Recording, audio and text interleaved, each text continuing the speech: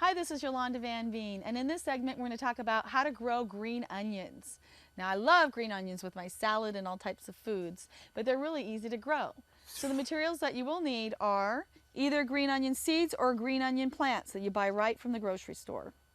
And I found just buying them in the fall is the best thing to do.